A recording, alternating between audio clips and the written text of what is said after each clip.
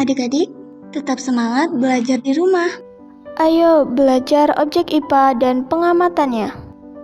Tahukah kamu apa yang dimaksud dengan ilmu pengetahuan alam?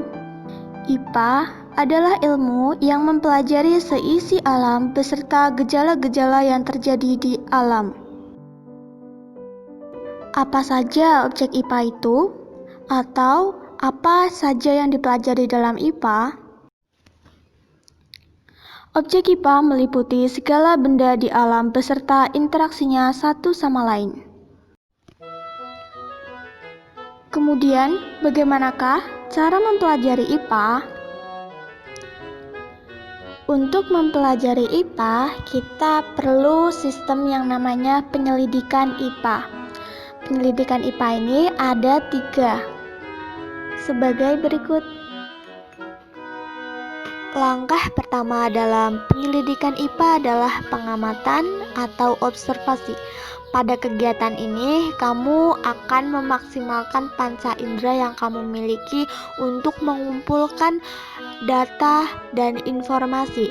Salah satu contoh pengamatan adalah melakukan pengukuran.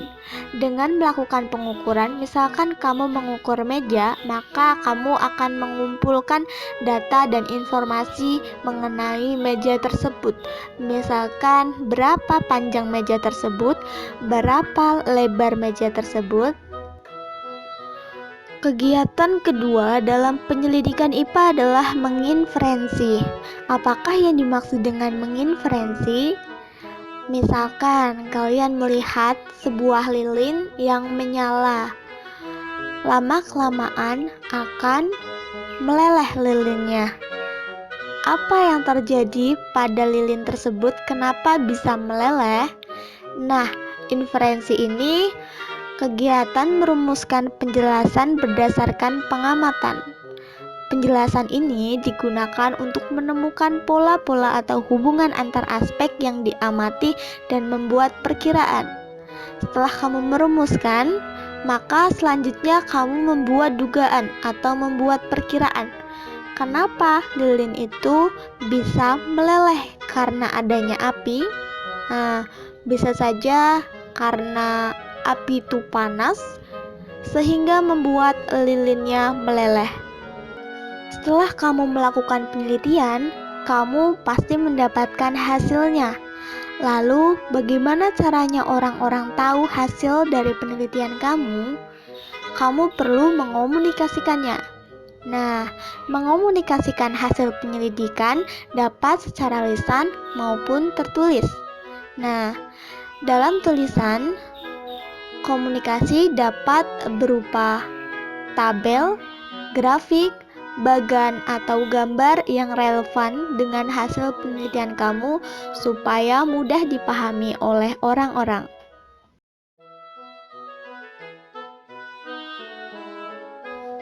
Coba perhatikan tabelnya. Ayo lakukan pengukuran. Pertama, ukurlah meja bersama dengan temanmu. Jadi, ukur meja menggunakan penggaris secara bergantian, kamu dan temanmu.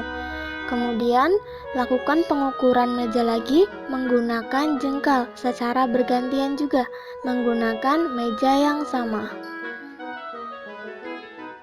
Tahu nggak sih apa yang dimaksud dengan besaran? Besaran adalah segala sesuatu yang dapat diukur. Ciri-ciri besaran diantaranya dapat diukur, memiliki satuan, dan dinyatakan dengan angka. Contoh, kamu melakukan pengukuran meja dengan hasilnya adalah 10 cm, maka 10 adalah besaran dan cm merupakan satuan.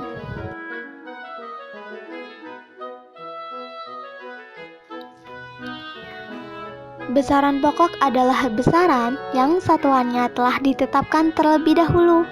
Misalkan saat mengukur panjang, maka satuannya telah ditetapkan yaitu meter. Sedangkan besaran turunan adalah besaran yang satuannya diturunkan dari besaran-besaran pokok penyusunnya. Misalkan besaran turunan luas. Nah, luas ini kan diukur dari panjang dikali lebar, Satuan panjang apa? Meter. Satuan lebar apa? Meter. Maka satuan luas menjadi meter kuadrat.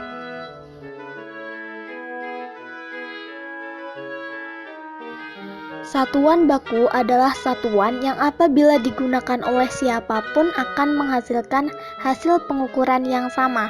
Contoh, mengukur meja yang panjangnya 1 meter menggunakan meteran. Siapapun yang mengukur akan memperoleh hasil pengukuran panjang 1 meter.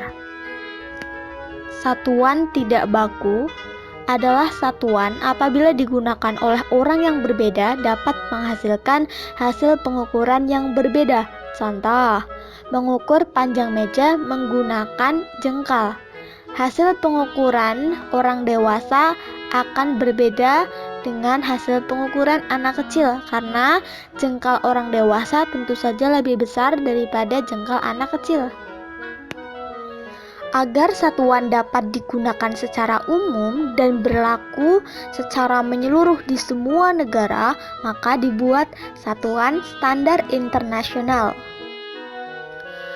Sistem satuan internasional yang dikenal dengan istilah MKS, meter, kilogram, second, terdiri atas 3 besaran, yaitu besaran panjang dengan satuannya meter, besaran massa dengan satuannya kilogram, besaran waktu satuannya second.